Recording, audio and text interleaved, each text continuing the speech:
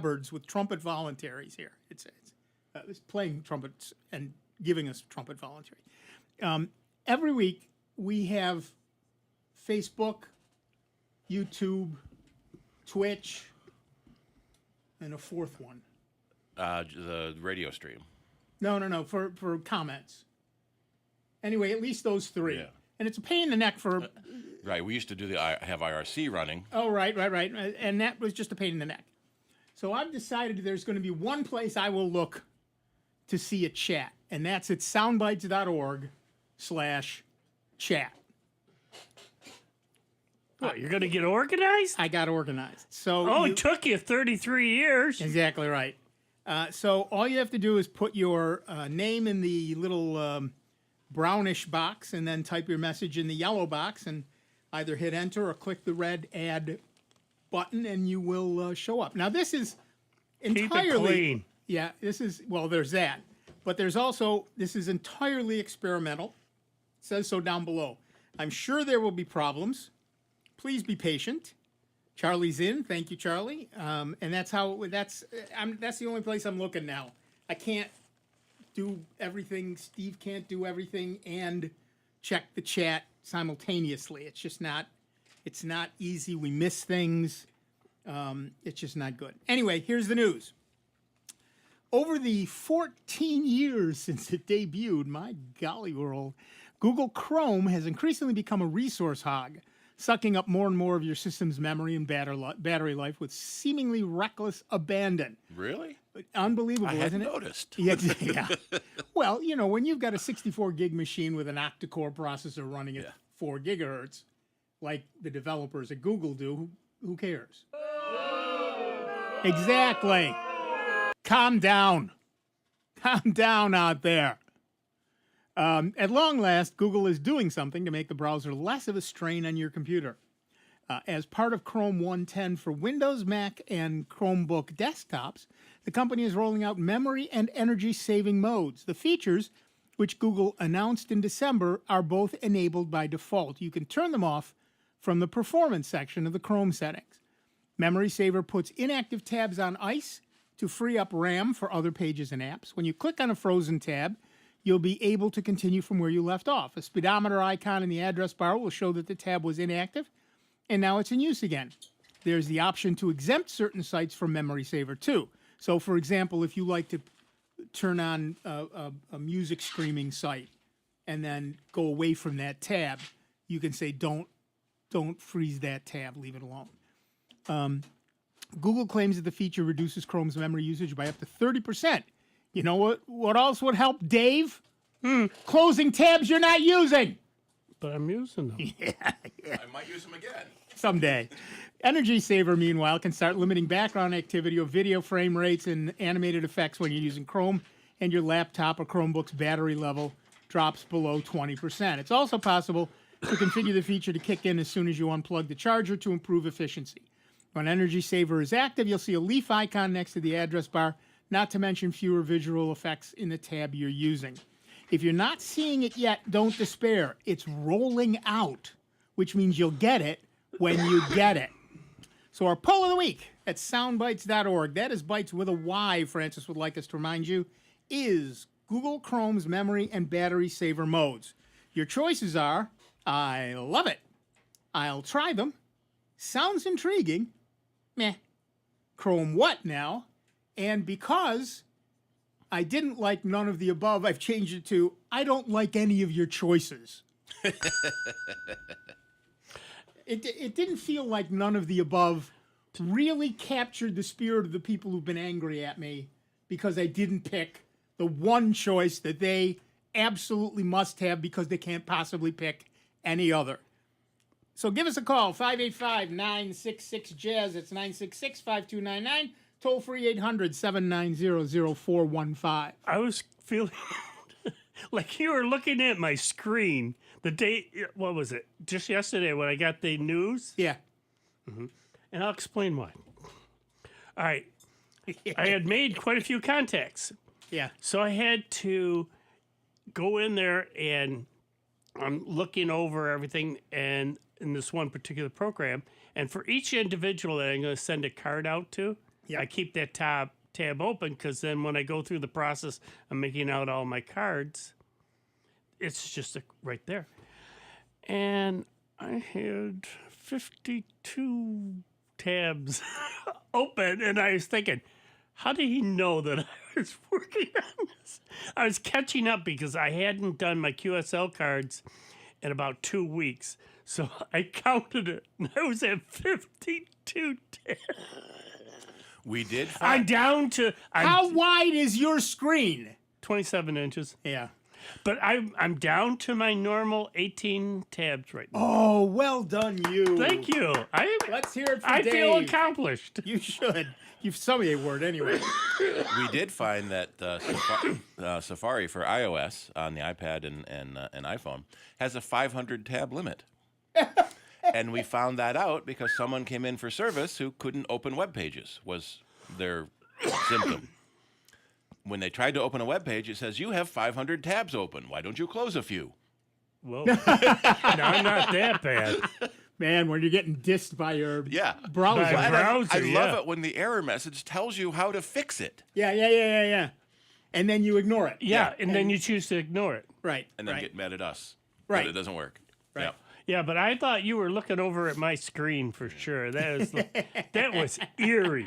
Fortunately, there was a close all button, Oh, nice. so we didn't have to close 500 times. Right. Well, that's one thing though I have to be cautious with, because if I am trying to catch up on my cards and I accidentally close Chrome down, it shuts it all down and erases all those other tabs that I had There's open. a preference to save those tabs. Yeah, oh yeah, I Yeah. know. But no, I like to keep it just to my normal set. And then Well, if you right-click on the bar where the tabs are at the Mm-hmm. top, if you right-click on that, you have a choice that says bookmark all tabs. yeah, which I don't want to do. I just like to keep my My point is, if you then accidentally close it down, you've got them bookmarked in a folder. Well, I found that when I've accidentally closed it and go back to the history, it's a one-time deal. It can sit there and say, oh, do you want look at the history? It says, do you want to open up the 52 tabs? It did. I go, yes. So I sat there and did all my cards. Matter of fact, they went out in the mail this morning.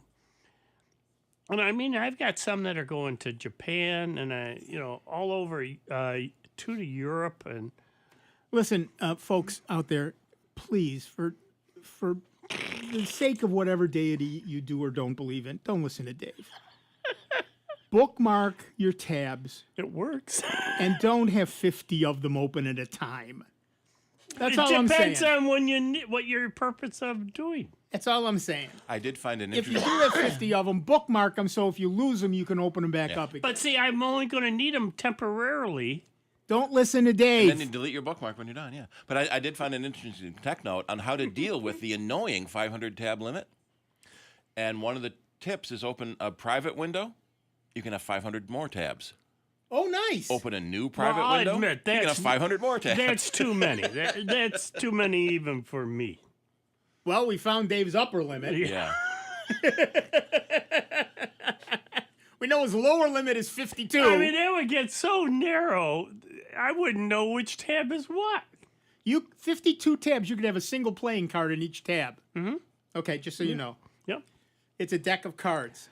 But no, what it was is most of them were the main program, and then the other 22 other tabs beyond that were cards that I had to fill out their information, put a stamp on the card, and then I delete the tab. Then I go to the next one. No, I listen, I get it, but I'm just telling everybody out there, don't be a Dave. Why? I'm efficient. Dave, I'm efficient. you're certainly something. Thank you. I will say that. You are something. At any rate, don't forget, folks, you can give us a call, 585-966-JAZZ. It's 966-5299. Toll free 800-790-0415. And of course, as I said, you can join us in the brand spanking new Soundbites chat at soundbites.org/chat. We've had As a- my Again, normally what you'll see is a thing that says no chat right now. But from noon to 2, if you refresh during that time, you will see the chat. So, We've had our first complaint in the YouTube chat. about what? Now they can't watch the chat while they're watching the show. Tabs. Will, Yeah. what were we just talking about for the last hour? Yeah. Yeah, you should be able to open a second tab. Hello, Buffalo. Yes, I understand that, but we can't keep 3-4 tabs open, switch between them, figure out who's where, talking about what. It's just not easy, feasible, useful for us. And I'm sorry, in this instance, the needs of the one, the needs of the two, outweigh the needs of the many. So now on some shows, they actually have a producer that does all that. Yes, we don't have that. We don't even have a board operator standalone. Dave is running double duty for that. Right. See, I run the board. I run the board, run the phones, and try to participate in the conversation. Well, exactly. That would be 3 people. Monitoring each of the chats would be 3 more people. Right, right. And maybe even answering questions. Yeah. But so at any rate, you can give us a call, just like Larry did from Rochester, New York. What's up, Larry? Hi, got an HP laptop with a touchpad, and so what happens is every once in a while, the cursor on the screen will freeze in place. I've done enough diagnostics, the security tango, drivers, all that. I said it's probably hardware, but here's how I fix it. I just close the laptop so that it kind of powers off, and I open the laptop up again, and then the cursor is fully functional again. Does the keyboard still work when the cursor stops? I can do, it's Windows. I can, for example, do Alt space bar and C close programs. Okay, so one of the things you might want to do, I actually had exactly this problem in the Dell laptop I just bought. And I think I fixed it by upgrading the BIOS. So one of the lovely things about HP is you can go on their website and type in your serial number, and it will give you all the available drivers. So look to see if there's an update to the BIOS for that HP. Yeah, I'm assuming you're running Windows? Correct. Yeah. 11. Yeah. So do that. Hi, how are you? Do that check. See if that'll help. That's the kind of thing that we find. Is. How old is this laptop? 4 Yeah. years. Yeah. Yeah. We've been seeing. And what model was it again? It's HP Pavilion. Okay, because there were problems with Spectre mices, It's, and there was a driver update for them. Wouldn't hurt to look for driver updates. Right, driver update as well. Yeah, right. I went to the BIOS because that was what solved my problem. But yes, you should. Well, at least using Windows, I've got all the up-to-date drivers. Maybe that. Well, yes, but often, Okay. oddly, what happens is when Microsoft does its driver installations and updates, it often prefers to use a generic driver rather than the specific one for your hardware. So check on HP's support website. There's a spot where you can put in your serial number, and it will tell you all of the drivers and updates and things that your system needs. You put in your serial number and you put in your Windows version and all of that stuff, and it will tell you what you need. And check to see if there is something there that needs to be updated, and give those a try. I will do that. I certainly never would have thought of the BIOS. Yeah. Try whichever, try the drivers first, because that's simpler. I will. And as always, you. yeah, but Larry, as always, before you do any of that, make a backup.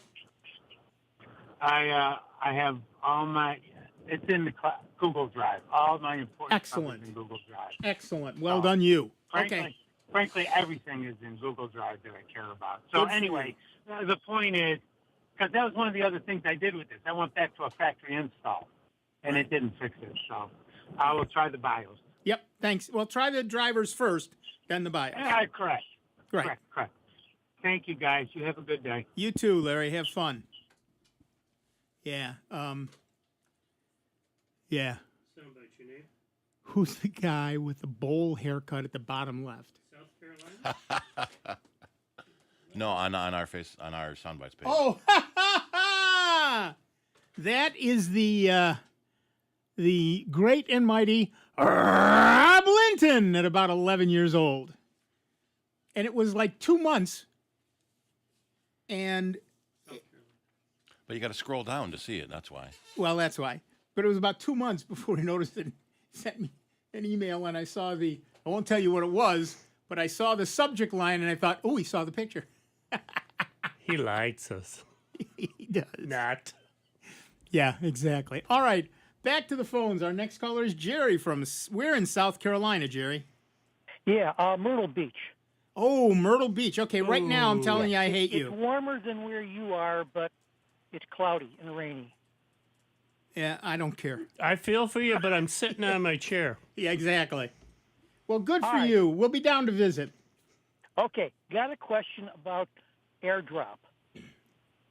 File transfer Bluetooth in the Mac system. And I think you have the expert sitting next to you over there. Well, we So got I've Steve, an iPad mini, and I have a 2020 MacBook. And while I can get them to see each other, I can't get them to connect. But the Bluetooth works just fine on both of them individually, and I can't get them to exchange files. What's the debug procedure? What? Are they sharing? Well, there's two things. It has to have the new enough operating system for each device. Excuse me. And you have to turn the discoverability on. Discoverability is got three options: no one, which is the default, contacts, or everyone. And so, if you're not in your own contact book, and some people aren't, then the it won't be discovered. And Apple actually just recently added a feature that they turn off everyone after 10 minutes. So you don't get inundated by crap from everywhere. I was at a Fairport concert in the Shell one day, and I kept getting these pictures were being sent to me.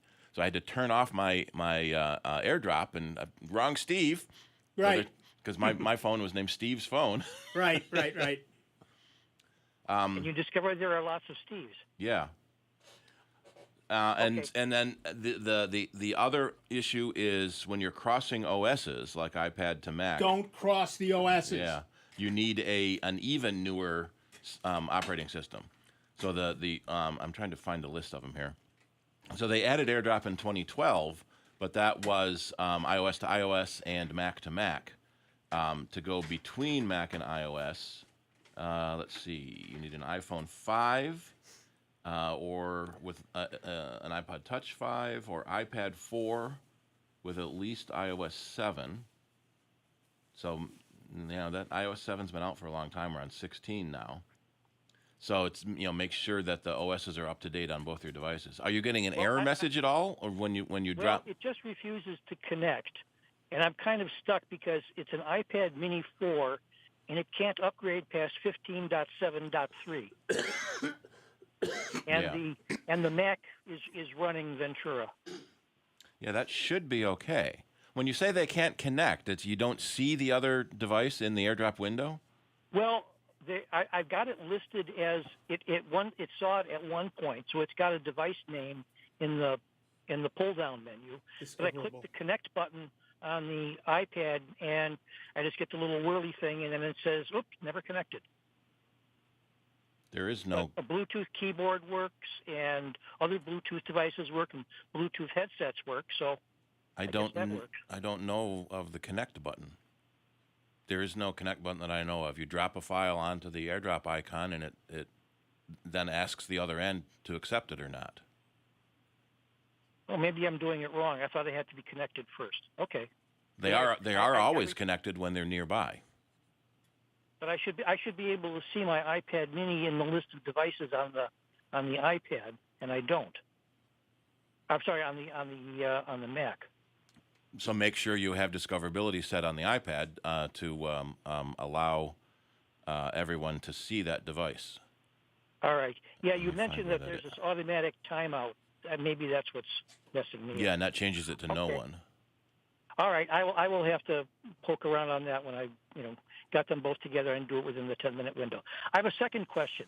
Why are there so few keyboards, Bluetooth keyboards, that have integrated trackpads? Because it's a tablet, not a computer. No. This is like you can get a separate Bluetooth keyboard. Mm-hmm. And you can get a separate Bluetooth trackpad. Right. And you can get a separate Bluetooth trackpad. Why do they get so few of them that have the keyboard and the trackpad integrated? I think I've only seen one in a couple of years. I know Logitech and Kingston and Kensington both make them. I've got one from Zag right now. Okay. Maybe I just need to look around better. Part of it, I would imagine, is the cost. Is it's going to cost more than a cheap keyboard or a cheap trackpad. But usually, if you need a keyboard, you probably need a trackpad too. No, you use a mouse instead of a trackpad. But that's a separate piece of hardware. Right. Right. That's what we've been using for 40 years. Oh, right. In fact, Apple is for a while there. They stopped making their extended keyboards that had the numeric keypad on them. And everyone, screamed about that. Doing financial work and spreadsheets, that keypad is really handy. Yeah. All right. Well, those were my two questions. But anyway, thank you very much. I appreciate your assistance in trying to straighten out this issue by a very, very distant remote control. Yeah. So thanks again from South Carolina. Yep. Have fun down there in Myrtle Beach. Yeah. I shall try. Bye. I just did an Amazon search and found 907 results for Bluetooth keyboard with touchpad. Yeah, there are a few. But they are less common. He's absolutely right. Yeah. They are less common because you can buy both, and economies of scale say, if I can make 100,000 with a keypad or 250,000 without a keypad, what's going to be cheaper for me? Yeah. So I get it, I do, but it's more versatile to make one without, and that's kind of the point as far as people, the manufacturers are concerned. But generally speaking, people who have an iPad or any sort of tablet often will use a keyboard and then their hands on the touchpad. I've got my right hand on the mouse and my left hand on the keyboard for almost everything I do. Right. Until I do some, a long typing, and then I'll bring the second hand over to the keyboard. But their assumption is that you can use the touch screen. The problem with that is it's wearying after a while. Having two things in your hands like that is one thing, but even on my touch tablet, I still have a keyboard for long typing. Exactly right. All right, we are going to take a quick break. We'll be back in just a couple of minutes with Dave Enright, Steve Ray, me, Nick Francesco, you folks on the phone, you folks in the chat. It's just a world of fun here at the longest-running computer show in the known universe, Soundbytes, on the truly great, and again, truly grateful to you, because with your support, we are member-supported Jazz 90.1. See you in a couple minutes. Online 24 hours a day, 7 days a week at soundbites.org. More with Nick Francesco, Dave Enright, and Steve Ray next on member-supported Jazz 90.1. NBC News Radio, I'm Brad Siegel. 5 people are dead after a medical plane crash in northern Nevada. It happened last night near Stagecoach, southeast of Reno. CareFlight confirms nobody survived. A pilot, flight nurse, paramedic, patient, and a patient's family member were on board. The NTSB is investigating. The trial of Alex Murdaugh has adjourned until Monday morning. Here's Brian Shook. Murdaugh admits he lied to police, stole money from clients, and was addicted to drugs, but insists he did not kill his wife Maggie and son Paul. He blamed most of his actions on his drug addiction. Murdaugh, a once prominent lawyer worth over $1 million, faces 30 years to life in prison without parole if convicted. I'm Brian Shook. President Biden ordering door-to-door checks in Ohio after the recent toxic train derailment. On Friday, he ordered the CDC, EPA, and FEMA to go door-to-door in East Palestine to check on families. Brad Siegel, NBC News Radio.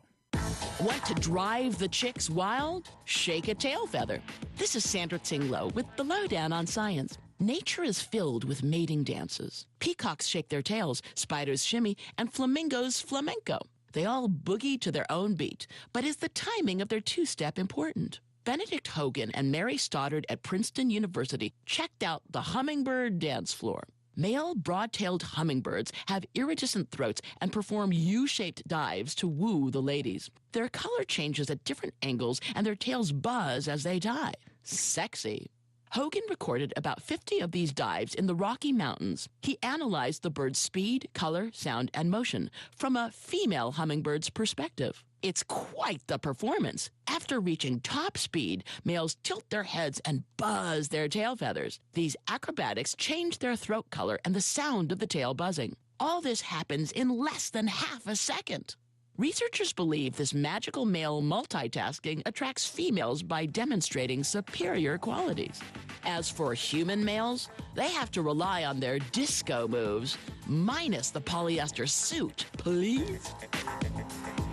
The Lowdown on Science is produced by LDOS Media Lab in partnership with the University of California Irvine Science Communication and 89.3 KPCC, and made possible with the generous support of the Fuse Family Foundation. It's Jazz and Blues cruise time again. Visit jazz901.org to buy your tickets today for our Summer Jazz 90.1 music series on the Erie Canal. Greece Odyssey Academy is proud to present Stephen Sondheim's Into the Woods on stage February 24th and 25th at 7 p.m. and a matinee performance on February 26th at 1 p.m. at the Greece Olympia School Auditorium, located at 1139 Maiden Lane. Tickets are available online at showtixforyou.com and at the door. Imani wouldn't be here if it wasn't for St. Jude. Everything was perfect until that day when she was 5 weeks old. So there was a fairly large and aggressive brain tumor, but St. Jude Children's Research Hospital gave us the ultimate gift in this world, which was hope restored. And she's tumor-free now. We came as two desperate parents, and they saved our daughter's life. St. Jude Children's Research Hospital, finding cures, saving children. Learn more at stjude.org. Did you know that heart transplants don't last a lifetime, and the average is 17 years? 1 in 4 children face a chance of needing another within 5 years. Enduring Hearts is the only nonprofit dedicated to funding research that helps kids with heart transplants live longer, healthier lives. Enduring Hearts has funded research from the leading institutions across North America, and we will not give up. Please join our mission to save lives and consider donating today. Visit enduringhearts.org. And now, your Jazz 90.1 weather. Clouds will be on the increase here for this Saturday across Rochester, Western New York, and the Finger Lakes, and we'll look for some light snow to develop region-wide, and accumulations will be on the order of a dusting to maybe an inch, so this is a very light snowfall. Temperatures will be into the mid-20s for highs. The flurries will fade for tonight. We're left with a mostly cloudy sky, the overnight low temperature near 20. Sunday turns breezy. The wind kicks up out of the west. We'll see more clouds than sun, but temperatures are back up near 40 for a high.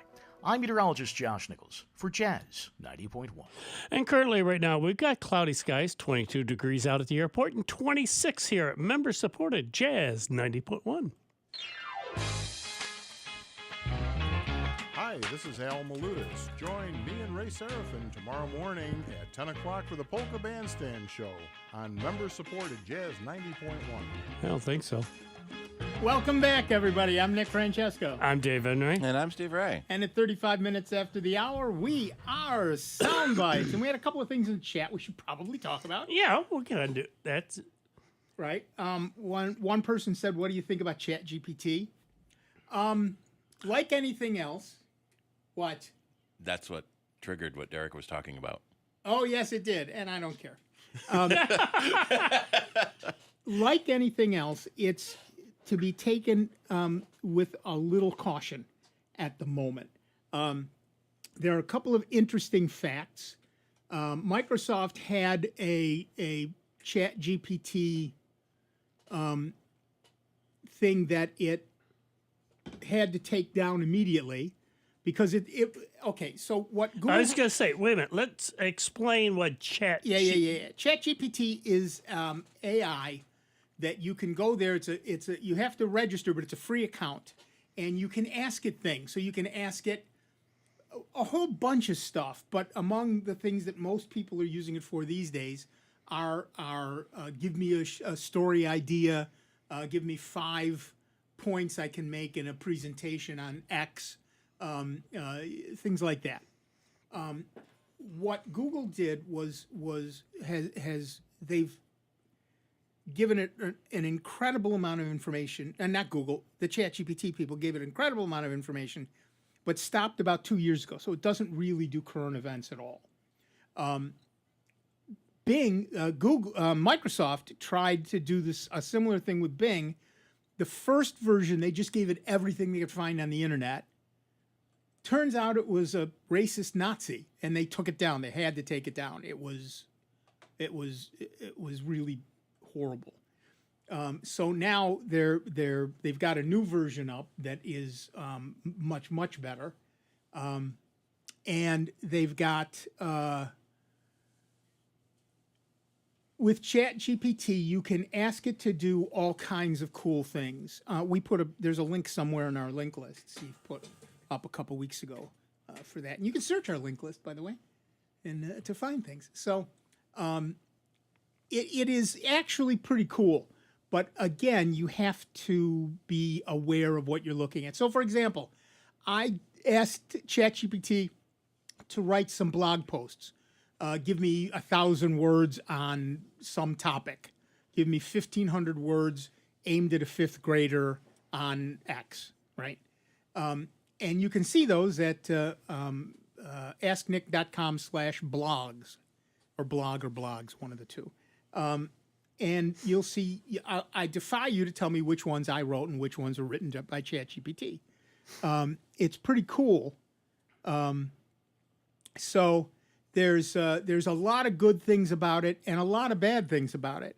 You also, whenever you have it do something, you have to check it very carefully, because sometimes it's wrong about stuff. It's just simply wrong. I mean, aside from any sort of left-right bias, any of that stuff, it is often just simply wrong. Plus, it hasn't been updated constantly. Well, and that's the thing about ChatGPT. It stopped about 2 years ago. They didn't feed it anything new.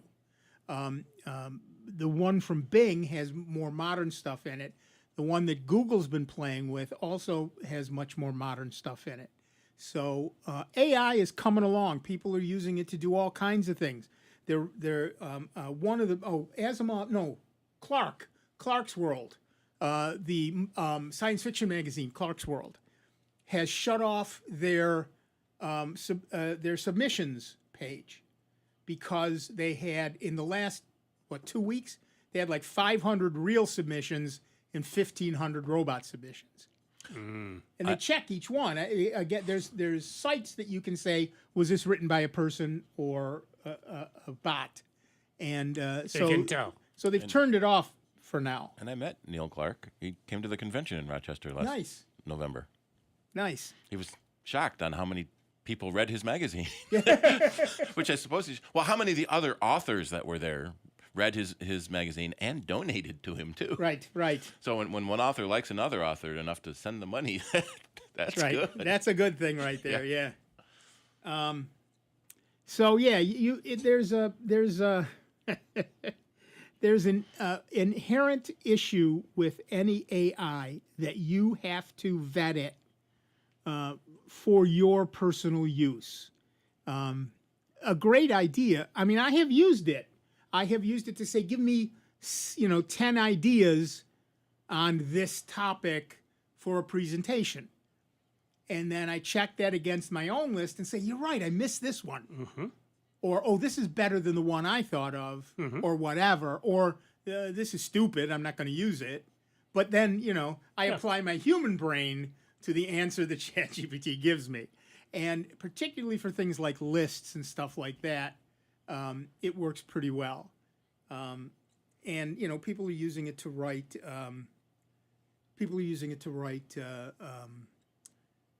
Stories and short stories and novels and poems and all kinds of stuff. And some of it's pretty amazing. Some of it is pretty amazing in exactly the opposite direction. It's just nonsensical.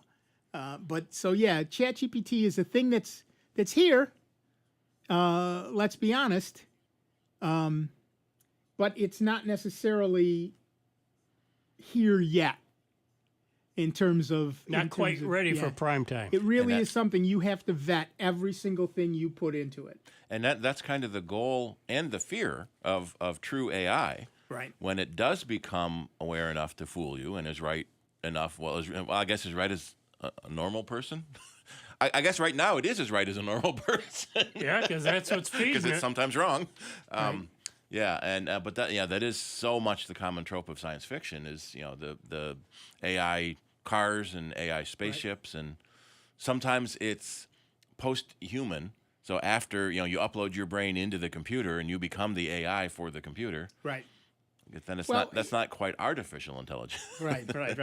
Well, the big thing is, of course, it's very early days. We're used to, in science fiction, again, the AI is all-knowing and all perfect and all wonderful. This is day one, people. Yeah. It's going to make mistakes. It's going to do stupid things. And you know what? And that's going to be something that's going to be constant. It's never going to catch up. I mean, it's going to get better. Don't get me wrong. But with things always changing, that's going to be its challenge in keeping up with those changes and knowledge that it doesn't get outdated. Right. I mean, at what point do you say, this source is so much bullpucky, so I will use this other source, or this is what I knew a year... I mean, look, you can either freeze your brain at some point, or you can say, I've learned a new thing. Mm-hmm. And so at what point does the computer then is it able to say, this is what I knew a year ago, this is new information which is better? Yep. And you change your mind. The real test of human intelligence is, given accurate and reliable and credible information, can you change your mind? Well, that's the thing. AI is no different than our regular brain. We are constantly learning new stuff and taking in more information. AI has to have the same capabilities to formulate new ideas based upon newer information and constantly changing and growing with that. Right. And the other thing is the credibility of the source. Yeah. If I have a choice between listening to a Nobel Prize-winning physicist about something and some guy with an 8th grade education, who am I going to give greater expressing his credence opinion. to? Right. Who am I going to give greater credence to? Mm-hmm. And that's the same kind of thing that you have to do with AI, only it needs to be taught about that. So, if What's there's relevant and what's not. Right. If some rando on the internet says one thing and a nuclear physicist with a Nobel Prize says something else, I know which one I'm going to believe. You make your choice. Yeah. There's a lot of articles on Wikipedia versus Britannica. Right. Which is better, which is right more often, and from some of the in fact, there's a library science course in basically vetting sources and things like that, and they're both about the same percentage correct. Yep. Although it's easier to change Wikipedia, but that's part of the problem too. Well, there were a whole bunch of people who were gaming Wikipedia for a while. Yeah. TV shows. Yeah. Where people would say, don't go to Wikipedia and say this about that person. Well, suddenly, yeah, that's in there. Well, before that, there were commercials like, tell me about this burger, and your assistant would read the Wikipedia entry. Right. So people immediately edited the Wikipedia entry for that burger chain and say some disgusting things. Right. And now I think all the assistants, because you hear it all the time, you don't want to miss this episode, say, hey, whatever, remind me to watch the show. None of my devices do that anymore. And I'm thinking the device manufacturers have filtered those triggers out so that every time a TV show says that, it doesn't get added to your reminder list. Right.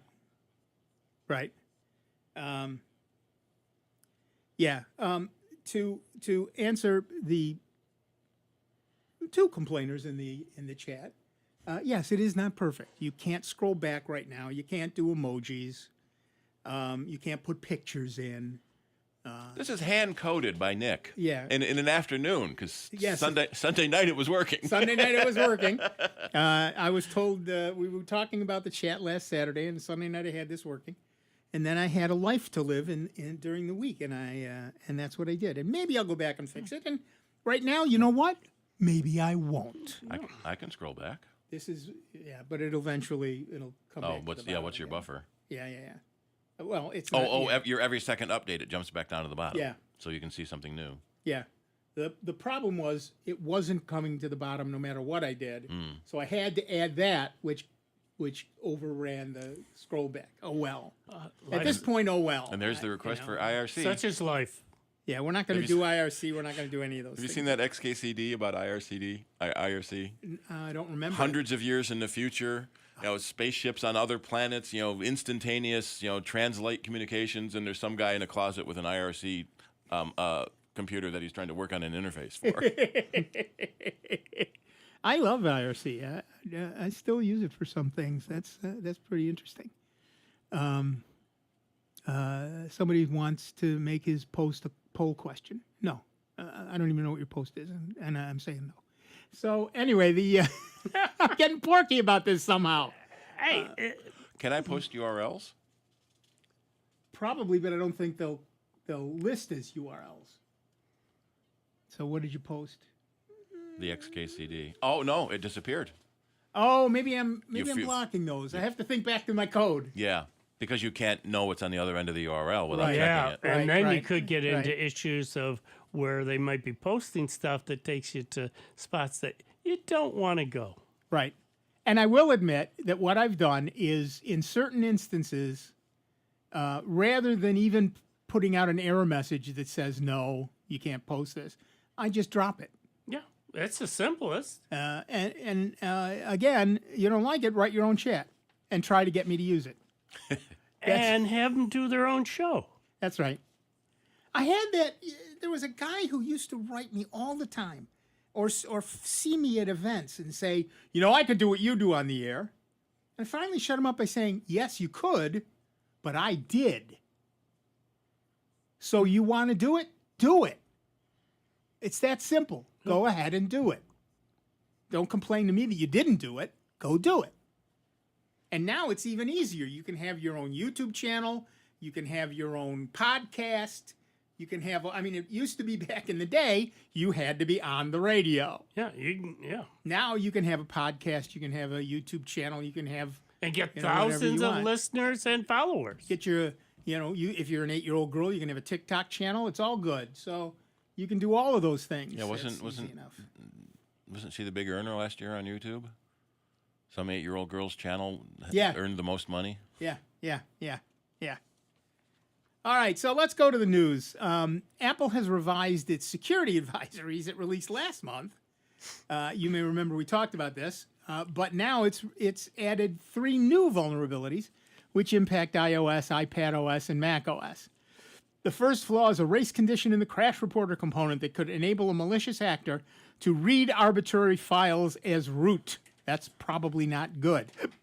The Apple said it addressed the issue with additional validation. The 2 other vulnerabilities reside in the foundation framework and could be weaponized to achieve code execution.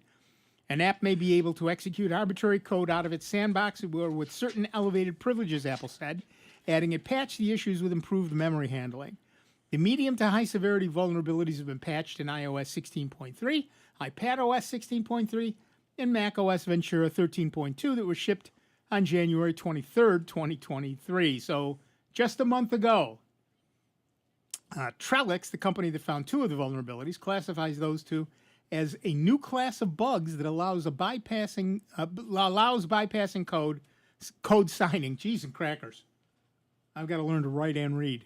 A new class of bugs that allow bypassing code signing to execute arbitrary code in the context of several platform applications, leading to Man, I should just go home now. You guys go ahead and finish this show. Escalation of privileges and suffer here. Right. And sandbox escape on both macOS and iOS.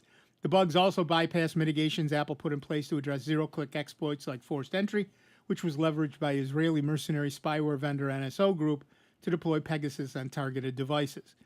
As a result, a threat actor could exploit those vulnerabilities to break out of the sandbox and execute malicious code with elevated permissions, potentially granting access to calendar, address book, messages, location data, call history, camera, microphone, and photos.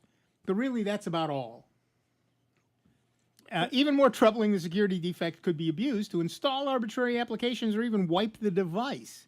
That said, exploitation of the flaws requires an attacker to have already obtained an initial foothold into it. On the other hand, as we talked about last month, there were like 67 vulnerabilities that they found. Yeah. So are your Apple devices up to date? Give us a call, assuming your phone works, 585-966-JAZZ. That's 966-5299. Toll free 1-800-790-0415. And Apple has an interesting, what's the word I want? The way they handle security updates. They don't give any details. Right. Because they don't want to give the bad guys an idea. Right. But most of the time, the bad guys already knew about it, and that's why they had to fix the patch. But there's a difference between the smart bad guys and the script kiddies, the stupid bad guys. Yeah, the smart bad guys knew about it, but the stupid script kiddies may not be able to implement it that easy yet. So don't give them any information either. Right. But then they have started listing the CVE numbers and also giving credit to the original discoverers. And they Apple finally has a bug bounty program for themselves to pay researchers. Which, we're a capitalist society. Yeah. That's why so many of these bugs have been discovered. Yep. People have been doing bug bounties. Google and Microsoft have been doing bug bounties for a long time, and people have been taking advantage of those to make some money. People have been sitting. Honestly, we've seen reports of this. People have been sitting on Apple flaws waiting for bug bounty. Mm-hmm.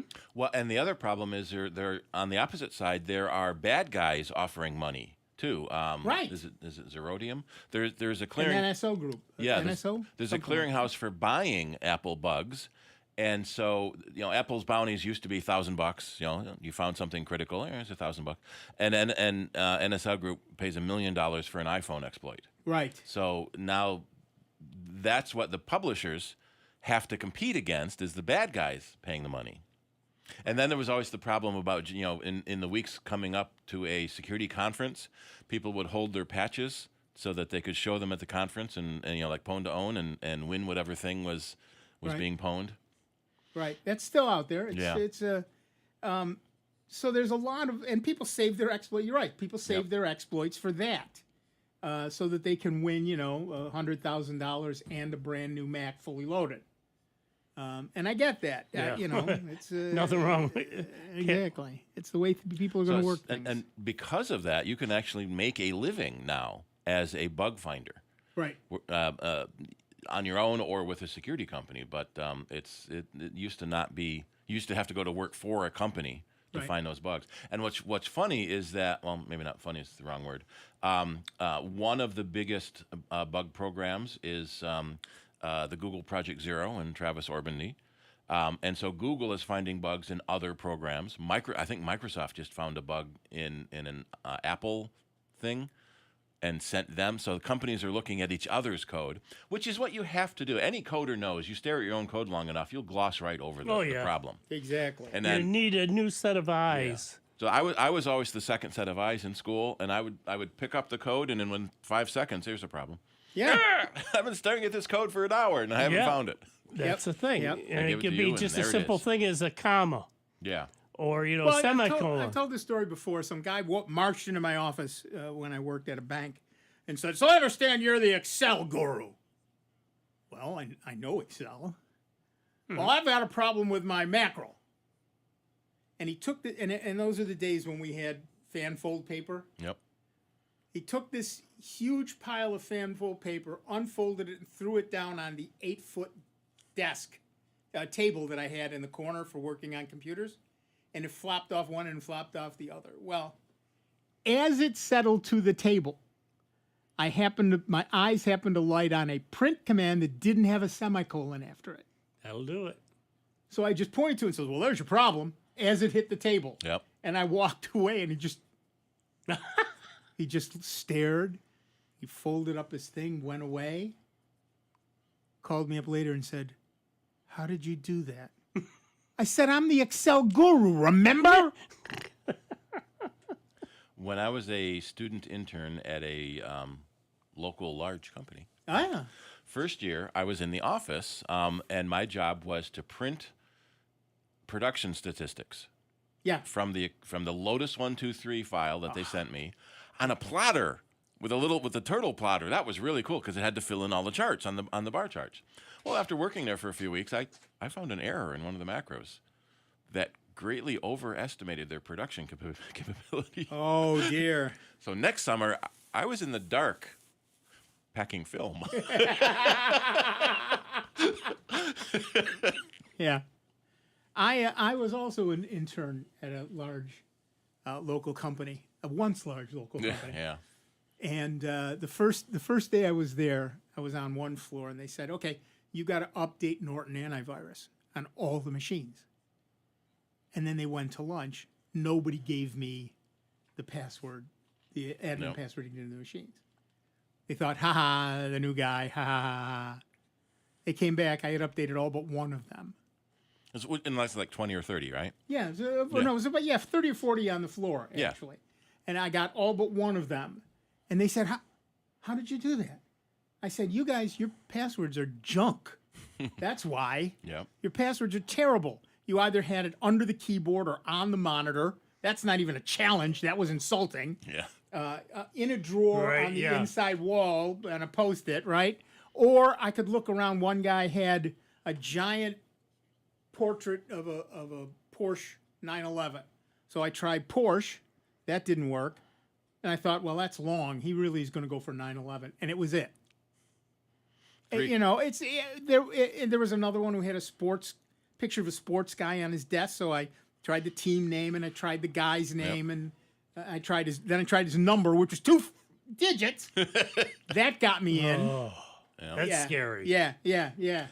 And a lot of systems have a hint available after too many wrong tries, and so many times the password is in the hint. The hint is supposed to give you a hint as to what the password is. It's not supposed to be the password. Microsoft Bob used to do that. If you got the password wrong enough times, it would say your password is, and tell you your password. Clippy didn't pop out. I say you're having trouble logging in. Try this password. See what happens. All right, that music tells us you've wasted an hour of your life with this nonsense, but do not worry. There's a whole nother hour of the longest-running computer show in the known universe coming your way. That's right, another hour of Dave Enright, another hour of Steve Ray, and another hour of Nick Francesco, and another hour of you. You can give us a call. 585-966-JAZZ. It's 966-5299. Toll free 800-790-0415. You can join us in the chat at soundbytes.org/chat. That's Bytes with a Y, Francis would like us to remind you. And guess what? We'll be back. Take a little break, a little bio break. We'll be gone for a few minutes, but we'll be back with a whole nother hour of Sound Bytes right here on the Truly Great, and truly grateful to you that we continue with your generous support to be member-supported Jazz 90.1. See you on the other side. It's America's longest-running computer show. Back to more Sound Bites with Nick, Dave, and Steve. Next on member-supported Jazz 90.1. WGMC Greece Rochester. A public service of the Greece Central School District. Jazz 90.1. On Twitter at 901jazz. NBC News Radio, I'm Brad Siegel. A blizzard warning is still in effect for the Los Angeles area. The National Weather Service says the warning that goes until 4 this afternoon is due to heavy snow and gusty winds in the Ventura County and Los Angeles County mountains. Up to a foot of snow could fall in elevations as low as 2,000 feet. Extra security on this Shabbat at synagogues across South Florida as neo-Nazi groups plan a national day of hate against Jewish communities. Rabbi Alan Litwack at Temple Sinai of North Dade encouraging congregants to come to Temple this weekend to show they're proud of their heritage. We we are being extra vigilant. We have increased our security presence. Extremist groups have been promoting the event on social media. 5 people are dead after a medical plane crash in northern Nevada. It happened last night near Stagecoach, southeast of Reno. CareFlight confirms nobody survived. The NTSB is among those looking into what happened. Brad Siegel, NBC News Radio. Greece Odyssey Academy is proud to present Stephen Sondheim's Into the Woods on stage February 24th and 25th at 7 p.m. and a matinee performance on February 26th at 1 p.m. at the Greece Olympia School Auditorium, located at 1139 Maiden Lane. Tickets are available online at showtixforyou.com and at the door. The success of any business depends on its ability to offer value. A great quality product or service for the right price. Businesses themselves need to get value for the things they need as well. As an underwriter of Jazz 90.1, you can get the word out about your business, what you do, where you are, and how to reach you. Underwriting messages are straightforward, simple, and easy to remember. Underwriting at Jazz 90.1 is a great way to promote your business while supporting public jazz radio. For more information, call the Jazz 90.1 business office at 966-2660 today. Here's another I Love New York travel tip. New York has a proud history of leadership when it comes to advancing civil rights. In the mid-19th century, the women's rights movement was born here, and this march provides a great opportunity to celebrate that legacy with Women's History Month. In Seneca Falls, see where the movement began at the Women's Rights National Historic Park. In Hyde Park, take a guided tour of Eleanor Roosevelt's modest home, Valkill, and explore the life of the First Lady of the World who championed human rights. In Jamestown, at the Lucy Desi Center for Comedy, learn how Lucille Ball became the first female head of a major Hollywood studio. And, on Long Island, attend programs on women in science and space at Connecticut River State Park Preserve in Iceland. For more information, visit iloveny.com or dial 1-800-CALLNYS. That's 1-800-CALL-New York State. New York State. Come be a part of it. 1 in 5 of us is bullied. 1 in 3 of us is overweight or obese. 1 in 5 of us will experience mental distress before we even turn 17. Adults, we need you. You're the #1 influence in my life. If you're more involved with my health and education, I'm more likely to make healthier choices, have greater self-esteem, and do better in school. Be my action hero. Learn how you can take action at actionforhealthykids.org. What if you were wearing something sexy? What if you were drinking? What if you made the first move? No matter what, sexual assault is never your fault. Support is available 24/7 through the National Sexual Assault Hotline. Call 1-800-656-HOPE or visit RAINN.org. That's RAINN.org. This is Christina Ricci with RAINN, reminding you it's never your fault. Brought to you by RAINN and this station. Reading is fundamental. The nation's largest children's literacy organization invites you to rally our children to read. Visit rallytoread.org and help your child pledge to read 100 books by Read Across America Day in March 2022. Also, watch well-known authors read their favorite books. Find activities to keep young readers motivated, and teachers can enter the Rally to Read sweepstakes for a chance to win 100 books for their own school, subject to rules. Inspire your child to read. Visit rallytoread.org today. Welcome back to America's longest-running computer show, Sound Bytes, on member-supported Jazz 90.1. Get online now. Call 966-JAZZ. That's 966-5299. Toll-free 800-790-0415. Or submit your question by email at soundbytes.org. Once again, here's Nick Francesco, Dave Enright, and Steve Ray on member-supported Jazz 90.1. Welcome back, everybody. I'm Nick Francesco. I'm Dave Enright. And I'm Steve Ray. And at 5 minutes after the hour, you're hurtling headlong into the second hour of the longest-running computer show in the known universe, Sound Bytes, right here on member-supported Jazz 90.1.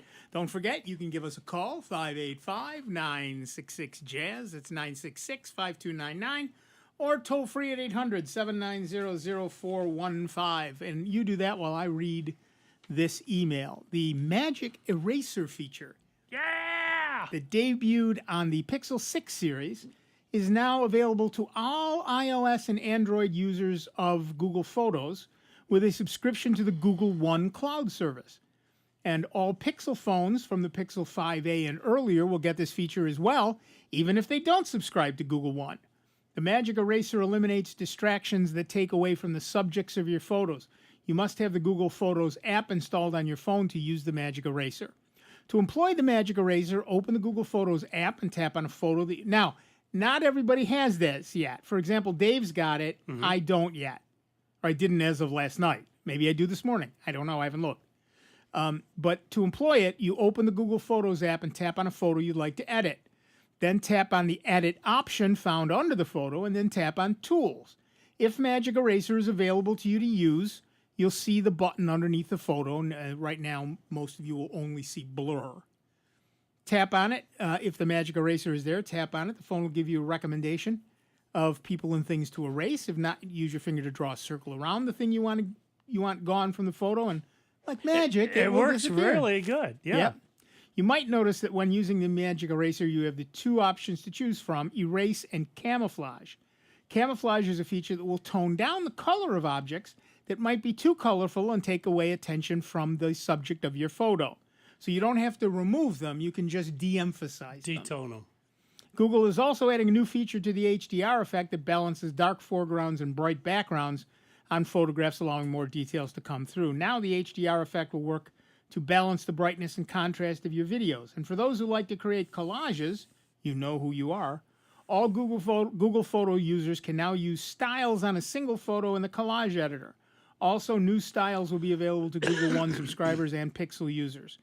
Originally, it was thought that these features would require a phone with the AI-focused Google Tensor or Google Tensor 2 chip, but it seems the companies have discovered a way around this requirement. So, who do you need to erase from your life? Give us a call, but not about that. 585-966-JAZZ. That's 966-5299, toll free 800-790-0415. So to be honest, most photo editing programs have a Magic Eraser in it.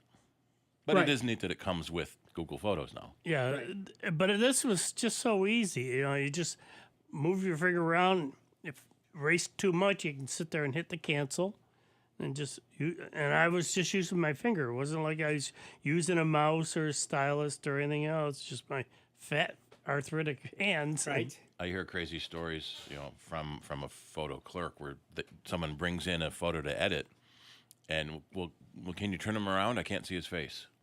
Yeah. No, I'm afraid it doesn't work that way. There's a guy on YouTube, not on YouTube. He's got a website where you can send him a picture. Jim Friedberg. Yeah, and he will edit it wrong. Yeah. Friedman. Edit it wrong?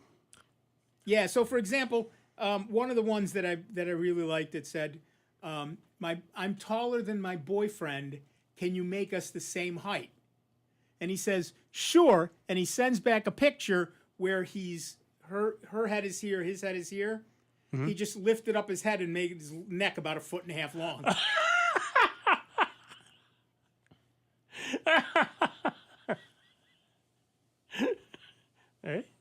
Or somebody sends in a picture and says, "Can you take the annoying person out of this picture?" And they send it back without the picture, without the main subject of the picture. What right on it? I'll post this in a minute, but right on this front page now is, "Hi James, took a lovely Christmas photo with my friends, but my friend's hand looks weird. Can you fix it?" And he has a raw chicken on her end of her hand. Fixed. Doesn't look weird anymore. Right. It's those things that most amuse me. This guy is great. Yes. His honestly, his Photoshop skills are quite amazing. Yeah. I mean, often you have to look.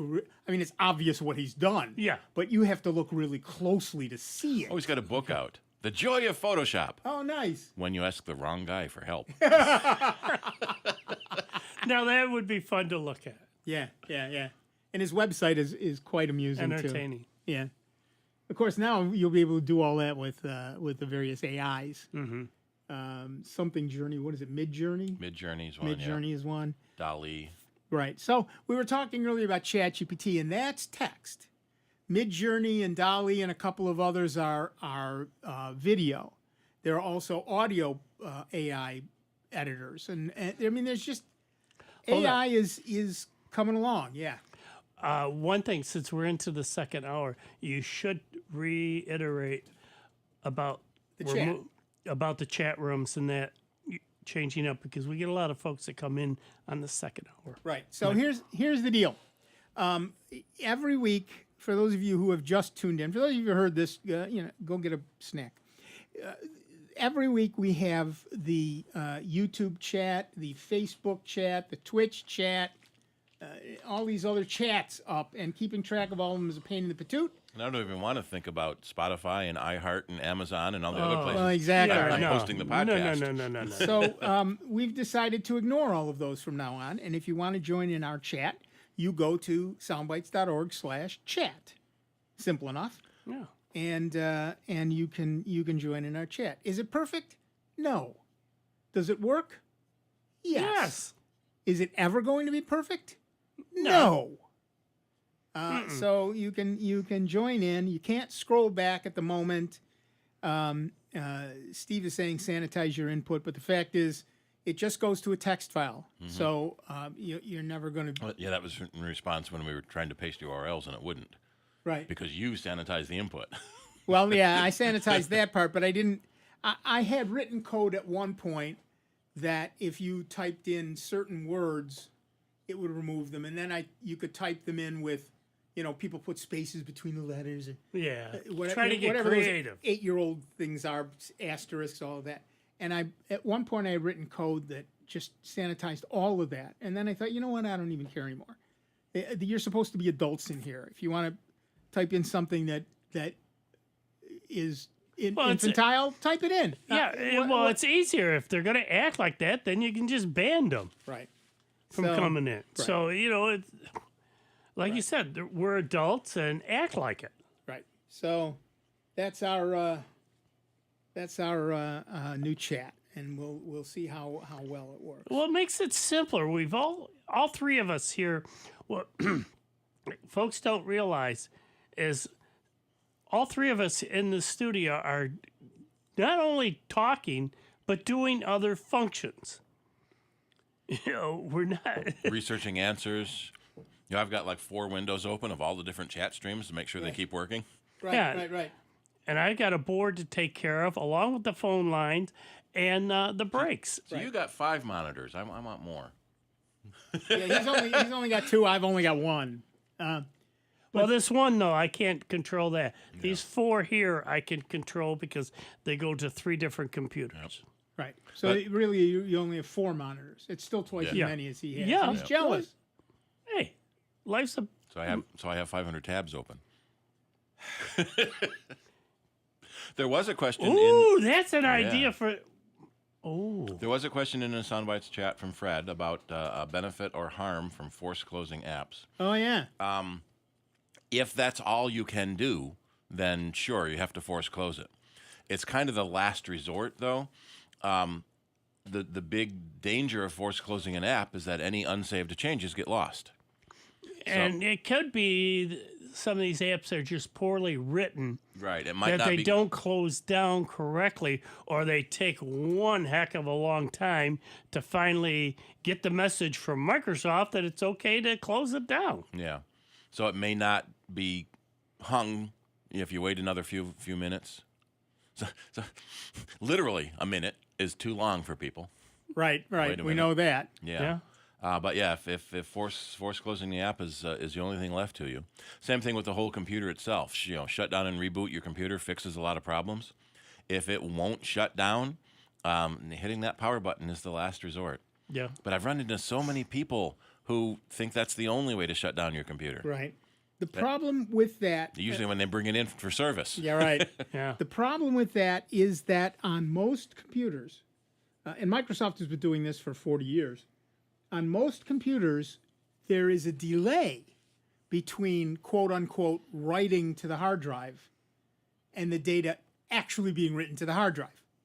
And the reason for that is back in the day when we had, 5,400 RPM hard drives, physical spinning drives, they were very slow to write. So if you did it in real time, the system was always pausing. So what it would do is it would stick it in a queue, and then in those minuscule interims between you doing something, it would write it out. At 1 billion times per second. At 1 billion times per second, it would write it out. But what that means is, at any moment, what the system says is on your hard drive and what's actually on your hard drive are two different things. Not maybe two different things, are two different things, until you sit and don't touch the machine for about 10 seconds. And then it may even go into the hard drive buffer and sit there for a moment. Right. Until the next empty space comes around in the spin. Right. So when you shut down a system, the right way, one of the things it does is flush those buffers so that they actually get written out to the drive, and it knows that the state it thinks it's in is really the state it's in.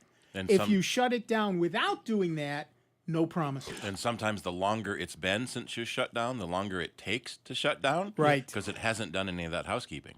Well, I had a customer. This is going back to Windows 98. And I had this one client, and he had I think it was about 14 employees. And we gave, this whole talk on how to work with Windows, because Windows was new for them and everything else. And the procedure for bringing programs up and at night shutting down things. So we went through all that, and everything's going pretty good. Till the next day, all of a sudden I get a call. Dave, I need you to come in and, I'll pick a name. Look at Irene's computer. She's having problems with it. And it was given an error because it wasn't shut down correctly. And I, again, showed her, and then, yeah, I'm getting there. I says, so I go back into the president's office, and I says, I got it all straightened out. She's all set. The next day, I get another call. Dave, I thought you said I said, Larry, yeah, I did. I put her on the phone. So I walked her through that one. Finally, the third day, he calls me. He goes, Dave, we got a serious problem here. And it's only happening to her machine. Do you mind coming on in and see me? I said, sure, I'll go on. Went in and saw him. And I says, listen, I've explained to her how to shut it down. He says, all right, tell you what. Don't say anything. Go into the office. I'm going to follow behind you. And he went in there. And instead of me working on anything, we got it up. I got it running. I says, all right, now Helen, go ahead and shut the computer down, how I showed you. She goes over and just hits the main switch, shuts it all down. Yep. Why do I keep getting a message I'm shutting down wrong? Yep. Because you're shutting down wrong. And I says, that's not I don't have time to wait around. I got to get I clock out. I'm out of here. The president of the company just turned to me and says, he says, I'll take care of this. Thank you very much. Send us the bill. Yep. And he never got another call about her shutting the computer down wrong again. I worked at a national financial institution for a number of years, and we were trying to get people to use the calendar system. In the day, it was an IBM system. It was, I forget, PC-70? No, that was doesn't matter. The point is, we had this online calendaring system that we were supposed to be using. And the president of the bank came into my office one day and said, what's going on? Nobody's using the system. I explained to him that we've had seminars. We've sat down individually with every vice president, senior vice president, vice president, showed them how to use the system. They won't use it. He says, okay, I'll fix this. 2 days later, he sends around an email that says, each and every one of you missed an important meeting that I had set. Where were you? Mm-hmm. And they all wrote back and said, well, we didn't get a message. And he said, well, it was in the system. You should have seen it on your calendar. You should have seen it in your email. The next day, every senior vice president, every vice president was in my office to get trained on how to use the email and the and the calendar system. Yeah. And that's how that works. It's all, we say, well, bottom up. No, it's top down. In many cases, it's got to be top down. Yeah. And in the and Fred also said he's talking about Android devices, force closing apps. Apps are different. It's any device. Well, yeah. Force closing an app, if that's the last thing that you can do, yeah. But if you force close a running app that's working, you may lose any unsaved data. Now, are you talking about going into the app and saying force close, or are you talking about swiping up to make it not be in memory anymore?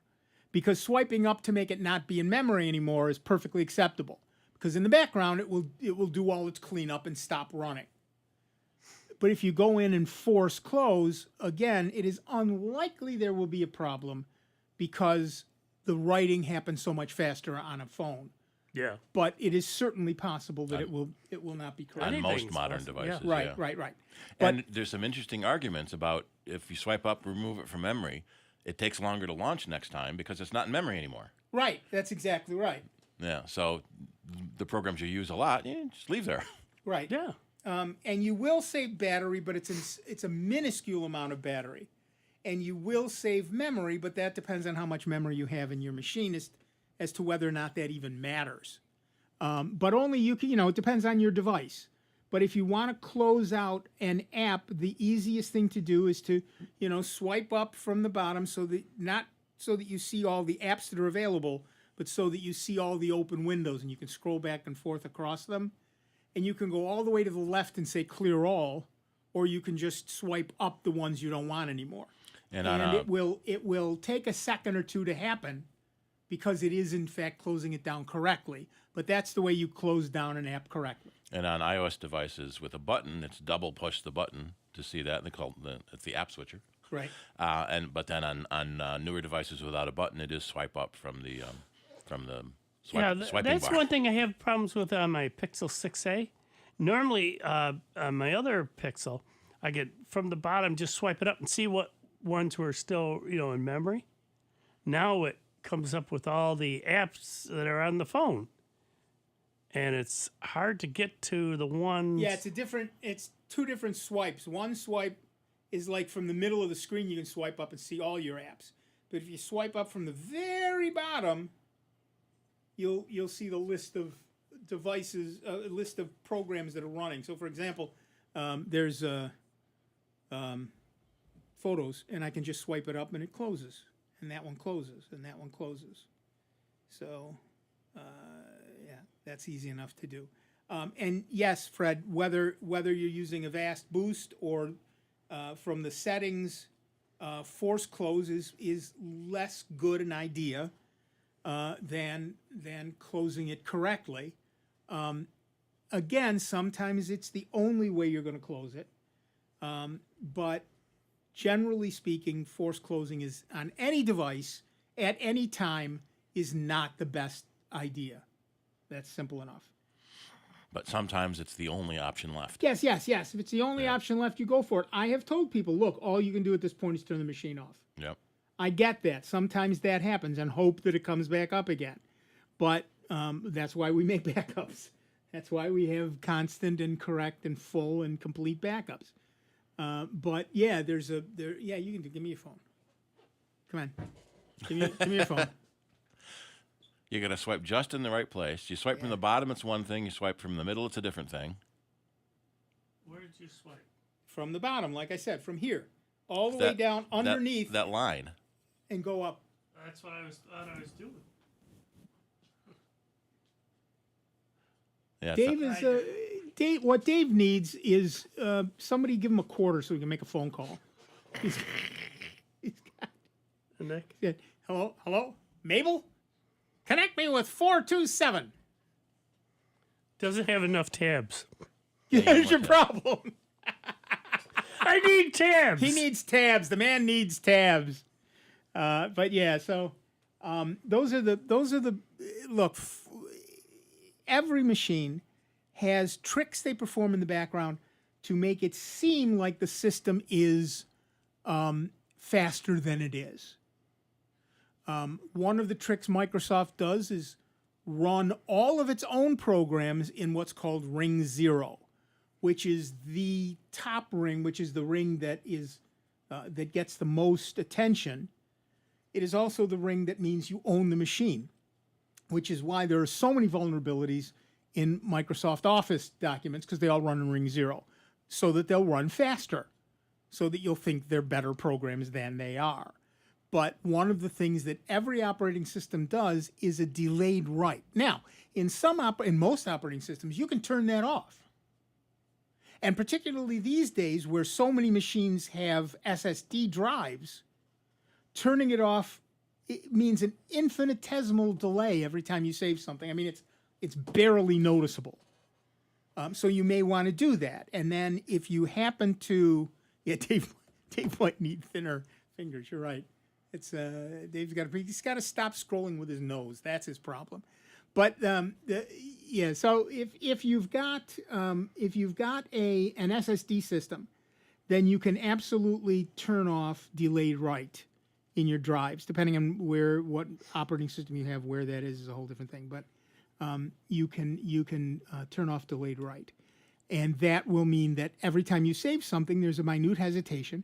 But again, because it's an SSD drive, it will be very small. But it will be there, and you may notice it. But then it means that if you absolutely feel that the only way that's proper for you, as the owner of that machine, is to flip the switch to turn it off, that's your prerogative. Then you can do that. And you got to live with it. And if it causes issues or, whatever, it's on you. Yep. I have gotten into the habit of just Command S every few seconds. Yep. When I stop to think about the next paragraph to Command S, my wife has lost so many things. Yep. Because she'll type for an hour, hit print, and then save. And many times in that process, something will happen before she got to the save and lost everything she just typed. But she has not learned. Nope. Doesn't have autosave on it? That's the thing. The very first thing I do when I run a new program is I look for autosave. Yeah. See how often it'll back it. Yeah, just save a copy of it. That's bitten me a couple of times because I use templates, and so I'll delete everything to add the new stuff in, and then it auto-saved and just wiped out my last one. I have done that, and so what I've learned to do is save under the new name first. Yeah. When I bring something up, the first thing I do is save it under the new name. Then I go and change templates and things. Yeah. There is there used to be. I don't think there's open as template anymore. There used to be a feature in the Mac where there was a Finder bit. You could say this is a template, and every time you opened it, it was untitled, and you had to save it the first time yourself. That's nice. Yeah, but the contents of the template were still there. Right. Okay. I've done that with most of the code I write. So, for example, the Soundbites pages. Oh, they call it stationary pad now on the Mac. Yeah. Most of the things that I've written here are there's a template with the header stuff and the tail stuff and footer stuff, and then I fill in the middle. But I have to remember when I open it up to change the name so I don't save everything as template. Yeah. All of a sudden. So yeah, there's a bunch of stuff that you can do with that. All right, we're going to take a quick break. We'll be back in just a couple of minutes with Dave Enright, Steve Ray, me, Nick Francesco, and you. It is 29 minutes after the hour. You are listening to the longest-running computer show in the known universe. That's Soundbites, right here on the Truly Great. And truly grateful to you that we are solely member-supported. Jazz 90.1. See you on the other side. Before you call into our show, please make note of the following rules. 1, turn your radio down. 2, turn your radio down lower. 3, remember, nobody has invented a good-sounding speakerphone yet. Don't use them. 4, make sure you have a point. It makes for a more interesting show. 5, calling does not guarantee you'll get on the air. No whining. 6, if you do get on the air, please do not tell the host what you just told the screener. We don't care. And 7, is that radio turned down yet? We hope this will make for a more enjoyable program, and we thank you for your time. Computer talk you can understand. More Soundbites is next on member-supported Jazz 90.1.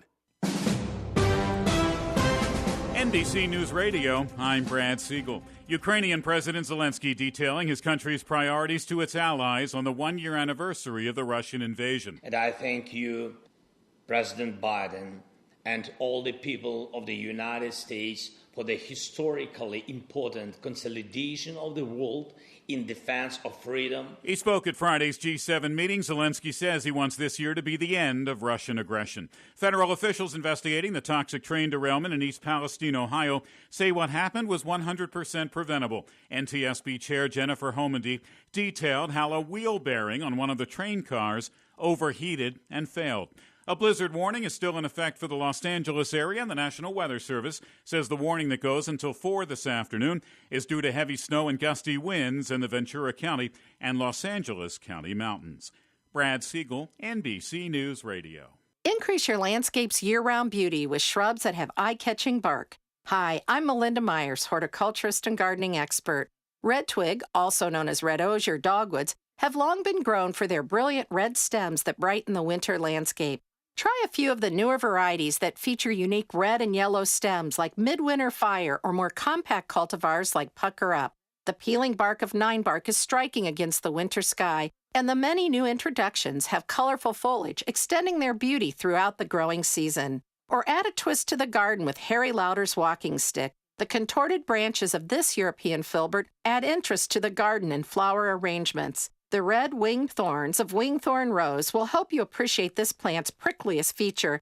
The new growth features the best color, but the unique thorns add interest to the garden year-round. Check out our website for this and other gardening tips. Jazz 90.1 is supported in part by our members and by the great courses How to Grow Anything DVD series hosted by Melinda Myers. The Great Courses How to Grow Anything series consists of 4 DVD courses that provide gardening tips and information on food gardening, landscape design and care, container gardening, flower, tree, and shrub care, and more. More information is available at melindamyers.com. That's melindamyers.com. I'm Eunji, a single mom. I work 2 jobs, so time's tight. When it comes to feeding my family, I focus on small changes I can control, like chopping veggies in advance and adding them to my kids' lunches. It helps free up my morning so I can get in a walk before work. Time's tight, but I plan right. Visit snapedny.org to learn more. SNAP-Ed is funded by USDA Supplemental Nutrition Assistance Program, or SNAP. This institution is an equal opportunity provider. Here's the latest Jazz 90.1 weather forecast. Clouds will be on the increase here for this Saturday across Rochester, Western New York, and the Finger Lakes, and we'll look for some light snow to develop region-wide. And accumulations will be on the order of a dusting to maybe an inch, so this is a very light snowfall. Temperatures will be into the mid-20s for highs. The flurries will fade for tonight. We're left with a mostly cloudy sky, the overnight low temperature near 20. Sunday turns breezy. The wind kicks up out of the west. We'll see more clouds than sun, but temperatures are back up near 40 for a high. I'm meteorologist Josh Nichols for Jazz 90.1. And currently right now, we've got cloudy skies, 20 degrees out at the airport, and 24 here at member-supported Jazz 90.1. Hi, this is Rick Petrie. Please join me tonight for North Star Sounds from 9 to midnight on member-supported Jazz 90.1. Welcome back, everybody. I'm Nick Francesco. I'm Dave Enright. And I'm Steve Ray. And at 34 minutes after the hour, we are Soundbite. And catching up on the chat, our Chandra has asked, do we have a source control system for this site? Yes, we do. We do indeed. I do. For the website. Yeah. So I can go back on a thing. And you're the only one controlling it, so if anything goes wrong, it's your fault. It's my fault, and I used to, like I said, I don't. And if people don't like it, build a bridge, get over it. Exactly. I don't, you know, we used to use WordPress, and I don't have anything against WordPess. The problem is it's junk. No, the plugins. It's the plugins, and you know sometimes that makes it junk. And I no longer have the time or the inclination to spend a year finding the right plugins that don't have issues and yada yada yada. You have there are people you've who got do. this thing called a life. I have a friend who creates websites for people, and they're all WordPress. And it's her career, and every one of them is locked down, and every one of them is fine, and blah, blah, blah, blah, blah. I don't have time. I have neither the time nor the inclination for that. It's actually easier for me to write my own code. Yeah. So I have done so. But I do have a version control system. Especially since you can get AI to do it now. Now I can get AI to do it. Yeah. I should have gotten AI to write this. It probably would have been a lot easier. But it can do it, though, right? It can do some of it. Well, hey. Again, it's never going to be perfect. No. But it's going to be okay. So it saves you some code time. Right. Exactly right. It does save you some code time. So that's nice. All right. Next news item. Is there a button to chat on the main page? There will be, Fred. I just didn't do it at first because I honestly wasn't entirely sure that would work. And it seems to be, so it'll be on the front page later this afternoon. So that'll work out. It's in its infancy. This is the first week that it's out there, folks. Right. Cut Nick a little bit of a break. Are you writing an assembler at least? Yeah, hand-coded assembler. Yeah, there you go. Punch cards and all. Yeah, no. He has to run it back on a RIT to run it through the system. No, I've got a patch panel in the back. I just move wires around. I remember those days. Yes, the we old do. Honeywell. Yes, we do. Oh. All right. Linux. There's a Linux thing. Linux 6.2 was released earlier this week, and Linus Torvalds describes the latest Linux kernel release as maybe it's not a sexy LTS release like 6.1 ended up being, but all those regular pedestrian kernels want some test love too. For possibly the first time, a bunch of Linux devotees disagree with Torvalds. It is pretty sexy by adding upstream support for the Apple M1 Pro, M1 Max, and M1 Ultra chips. Newer Mac owners can look forward to running Linux on their M1-powered machines. Hey! And for techies, that's sexy. Is 6.2 long-term life? Yes, there will be a long-term life version of that. Okay. This is just the kernel itself, and it hasn't been rolled into any OSs yet. Okay. Yeah. When these high-powered ARM chips first arrived, Torvalds said he'd like to run Linux on these next-generation Macs, but while he has been waiting for an ARM laptop that can run Linux for a long time, he worried, saying the main problem with the M1 for me is the GPU and other devices around it, because that's likely what would hold me off from using it, because it wouldn't have any Linux support unless Apple opens up. Fortunately, Asahi or Asahi, I don't know how it's pronounced. Yeah. Asahi, Asahi. Sorry. Asahi Linux, with brilliant software engineer Alyssa Rosenzweig, was up to the challenge. Good for her. By July 31st, 2022, Torvalds was pleased to announce that after waiting for a long time, Linux on ARM and the M1 in specific was finally a reality thanks to the Asahi team. We've had ARM64 hardware running around running Linux for a long time, but none of it has really been usable as a development platform until now. Today, the support is finally ready for mainstream Linux users. Of course, it's all experimental at this point, but it won't be much so for much longer. The Linux 6.2 is expected to become Ubuntu 23.04's default kernel, and to be included in Fedora 38 before the late April release of Linux 6.3. In the meantime, the 2022 long-term support Linux kernel, the LTS kernel long-term support 6.1 will continue to be maintained until at least the end of 2026. That's what makes it long-term support. Fixes from the 6.2 release are expected to be backported to 6.1. In addition, the 6.2 kernel includes numerous features with contributions from companies such as Intel, AMD, Google, and Red Hat. Notable additions include stable support for Intel Arc graphics enabled out of the box, and initial support for NVIDIA's GeForce RTX 30 series Ampere accelerated graphics with Nouveau open source code. The Linux 6.2 kernel also includes updated drivers.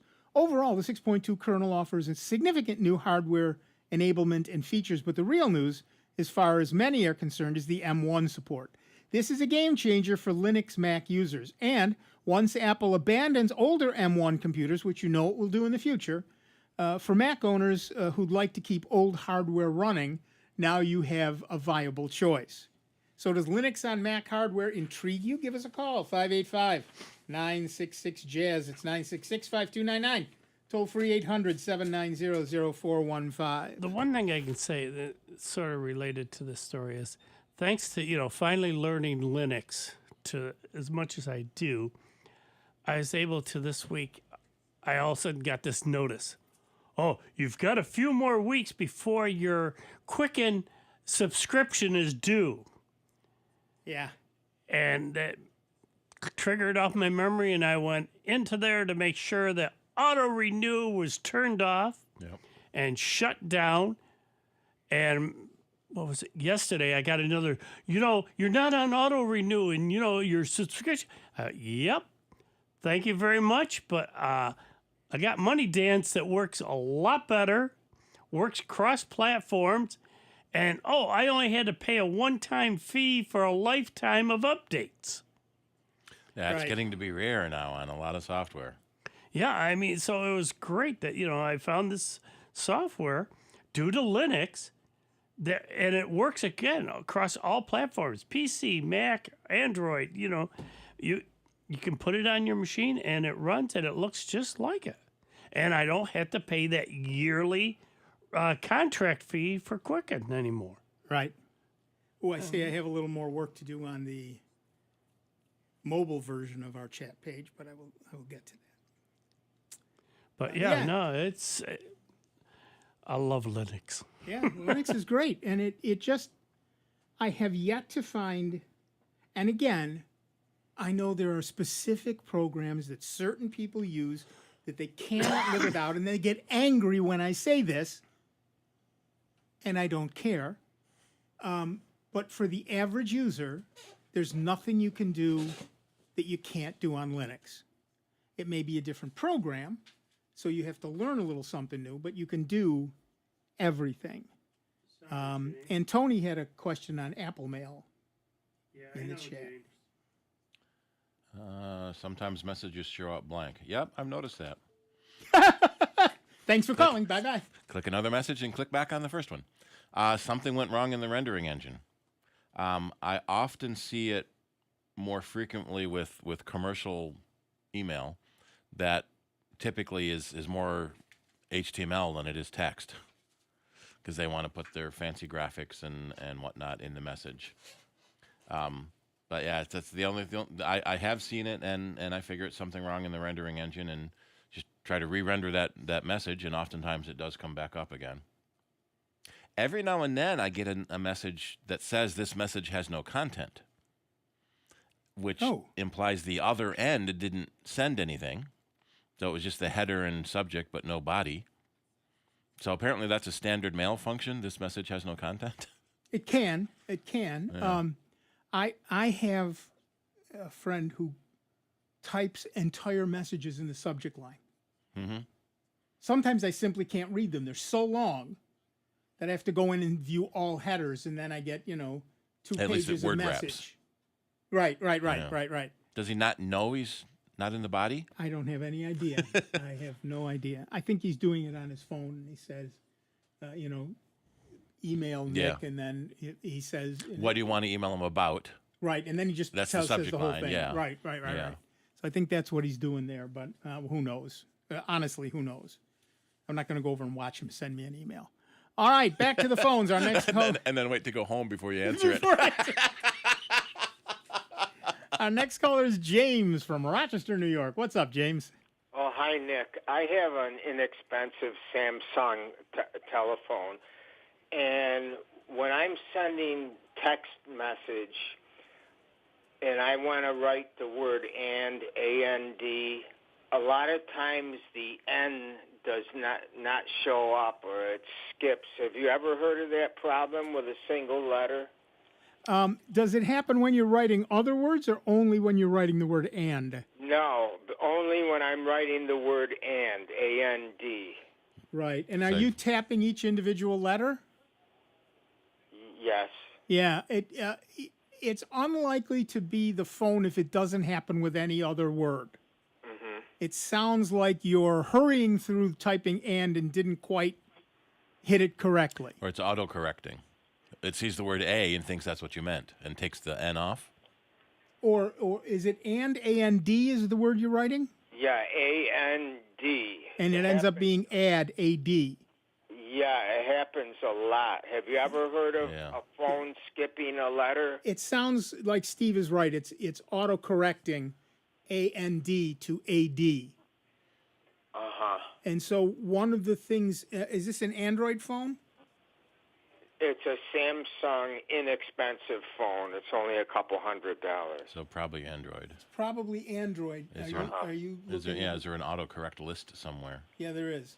So what you're going to here it need to is. do is to go in. Steve's going to post a link Uh-huh. on how to go into the autocorrect list Mm-hmm. and remove something. What it sounds like at some point, you accidentally told it every time you see and, change it to add. Or you may have just made that change yourself so often that it thought you meant it all the time. Right. So at any rate, there's a way to fix that, and Steve's going to post a link on where to find that and how to deal with it.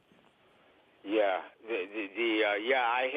I get what you call it, the autocorrect, where it remembers, like if you're sending different things, if you've used that word a lot of Well, times. that's autofill. Autofill. Okay. Autocorrect is when it fixes your spelling, theoretically. So I have a habit of typing TEH, and so I've got that specifically on my autocorrect list to switch it to THE. I don't know why. Well, the other thing I do is when I do a capital T, I'll type the H before I release the shift. Yeah. And so I've got capital T, capital HE, and my autocorrect fixes that for me. Nice. Okay, I'll look for the link and I'll go in there and do that then. Perfect. Yep. Thank you. Yeah, so even adding stuff to the autocorrect list that you habitually do is kind of handy when Right. it doesn't figure out what you meant after all. Right. Although sometimes autocorrect is so annoying. Yeah. Especially when I'm Google searching some weird phrase and it autocorrects for me. Right. No, I did not mean that. Right, exactly. No, I meant what I wrote, and I wrote what I meant. Yep. Yeah, and Archandra says many times people write far too short subject lines. Yeah, I also have another friend who never uses a subject line. And ever. Most mail clients warn you that there's no subject line. He doesn't care. He doesn't put in a subject line. Yeah. Or he finds an old email that I've sent him Yep. and replies to it and doesn't change the subject line. So I see something that said, want to get together on 4th of July? The heck? It's January. And then I open it up and it says, I probably do. Ask me about the 3rd of July. Right. So yeah, that's, it's just weird. It's just weird. All right, back to the phones. Our next caller is Josh from Fairport, New York. Hi, Josh. What's up? Hey guys, I just wanted to ring in for a second about that autocorrect business because my buddy and I were always texting, and we have the iPhones with like the autofill or autocorrect, and we'll just be typing a standard sentence, and we'll notice that some of the most random words will show up as kind of suggestions that'll slip by under the radar, and we'll just go with it. And so we've labeled that service as AC, as if it's like a person living in the phone who just wants to chime in on your conversation and make them more spicier. Nice. Nice. Yeah, I just wanted to throw my little 2 cents in there. That's also, by the way, why you always read a message before you hit send. Because you never know when autocorrect is going to do something you really didn't want to send to this particular person. Exactly. It gets pretty wild sometimes. So Gmail added the unsend and delayed send. Right. Oh yeah, that makes. Right. All right. Thanks, Josh. Yeah. Thanks, guys. Take care. Yep. Bye bye. So Yeah, I have quite some few friends who clearly just send stuff quick. Yep. And they never read what they sent. And sometimes I get a message just like, what? Oh, I mistyped. Yeah, you did. How come you didn't notice that? I had my finger shifted over 3 characters. Right. Well, and Who on the touch phone, types anymore? Right, and on the phone they're just pressing whatever's nearby, or they look up while they're typing. Well, you can't do that on a phone. There was what did they call it? There was like a short story contest where you would pick the autofill, the auto suggestion button, whatever the middle one was, and just write a story. Yeah. Picking that next button and see what came out. Nice. Nice. All right, back to the phones. Our next caller is Kevin from Farmington, New York. What's up, Kevin? Yeah, hi. I love Linux Mint, and I've always been a chicken to try to do the dual boot thing. So I've watched videos on it, and I've seen different ways where you pick the partition size or let Linux Linux Mint pick the partition to dual boot. It looked easier to do it that way, but I just didn't know the best way to go about it, if I should do the more complicated way or kind of let Linux do it. And I was, again, just kind of afraid of messing things up. Right. Well, yeah, you were right about 10 years ago. Okay. Dual boot was not a thing I recommended to people. It did not work well. Nowadays, it's common. People do it all the time. The important thing to do is make sure that it's a Windows machine first and then put on Linux. Mm-hmm. Because while Linux understands Windows, Windows doesn't really understand Linux. Okay. So you want to have Windows firmly established on your machine before you put on Mint, and you do want to pay strict attention to what you're putting on and where you're putting it on.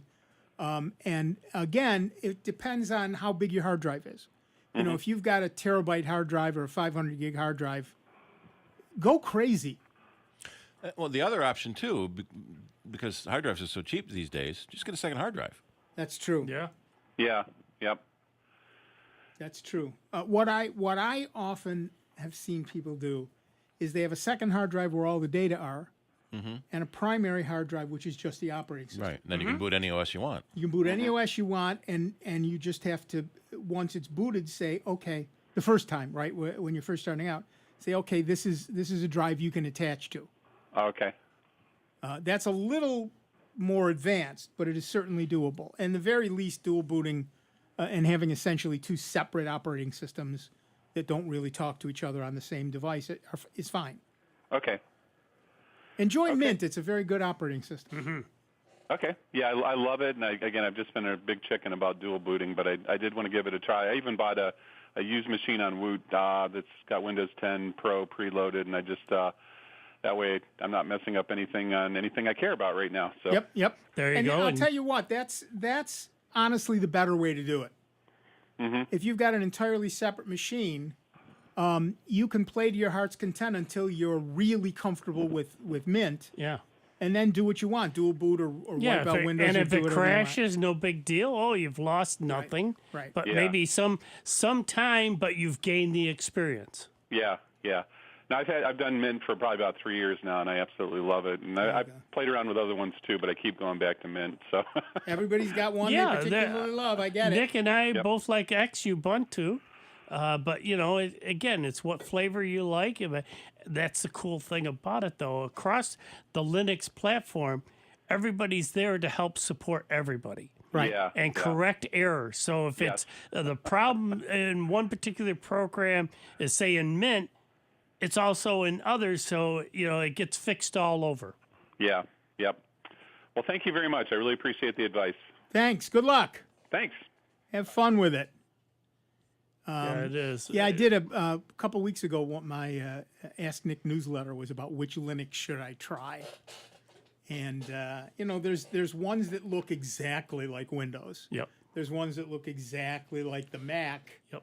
And there's ones that are interestingly different, and there are ones that are just wacky out there. And which ones you pick and which ones you like. But if you do what Kevin did and buy an inexpensive laptop off Woot, for example, for $150 or a couple $100. Don't need much speed. One of the things you can do is try multiple versions. Try one, wipe it out, try another, try another. That's what I did. Matter of fact, I still have the stack of CDs that I burned each flavor to. And, I try this one. Yeah, I want to go back to this one. So I just put the CD in, just have it load that one up again, play around with it. Yeah, no, I'm going to go back to this one. Yep. And I spent at least 3-4 days just playing around with those different flavors. Yep. Woot has PS5s on sale today. Yes, they do. Apparently the backlog is freed? Apparently it has. People were paying fortunes for PS5s Yes, that they they couldn't were. get a hold of. Now they're there, and I would take And a get look another and see. get another 10% off as an Amazon Prime member. Right, but I would check to see, what the specs are. Yeah, and it comes with a game. So if you don't like that, For those of you who don't know what Woot is, it used to be. Wait a minute, we got to put a disclaimer in here first. And don't go look. Yeah, don't go look. Because if you get addicted to Woot, yeah, we're not responsible for your credit bill. If you think the internet is a time and money sink now, wait until you see Woot. Oh. It used to be an independent company, and their deal was one day, one deal. They offered one product all day long, and then when it was gone, it was gone. Yep. And they offered them at pretty cheap prices. Yeah. Then they started branching out. Now they're owned by Amazon, but there's still some pretty great deals. You got to be a little more careful. It's like going to the public market. If you know what you're looking for and you know your pricing and you know your vendors, you can find some really good stuff. Do and your if you homework. Don't, do your homework. So it's every day. It's a whole new set of deals. And again, when they're gone, they're gone. And some sell out very quickly, and some don't sell out at all. And every once in a while, they have a Woot off where they sell stuff round robin, one after the other. And every once in a while, they throw in a bag of random crap. And there's a whole bunch of stuff there that's pretty cool. I got to say, I look at Woot. I just bought my own laptop off Woot. I realized that this laptop, I said this last week, I think. This laptop that I've been using is at least 7 years old and maybe older. So I better have a backup handy. So that very day I went on Woot just to see what they had, and lo and behold, inexpensive Dell laptops. Yes, sir. Thank you very much. I got an i7 with 16 gig of RAM, and it only has a 256 gig hard drive, but it was ludicrously cheap. That's a refurb, but I don't care. I got, for $29, I got a 2-year warranty. Okay, that's okay now. So that's the deal. They have the Mac. I've got it home on my desk on sale today. Yeah. It's a 2015 because I don't use my computer at home much. Yeah, apparently not. No, but now you could have 2 of them. Yeah. All right, that's it. That music tells us that we are done for another week. I want to thank everybody who called in. I want to thank most of the people from the chat. I want to thank Dave. I want to thank everybody from the chat. I want to thank Dave Enright. I want to thank Steve Ray. I'm Nick Francesco. You've been listening to the longest running computer show in the known universe. We are Soundbites right here on the Truly Great, and truly grateful to you that with your generous support, we remain one of the very, very few member-supported radio stations left in the world. So thank you very much. And we'll be back next week with a whole lot more sound bites right here on member-supported Jazz 90.1. See you in 166 hours. Here's another I Love New York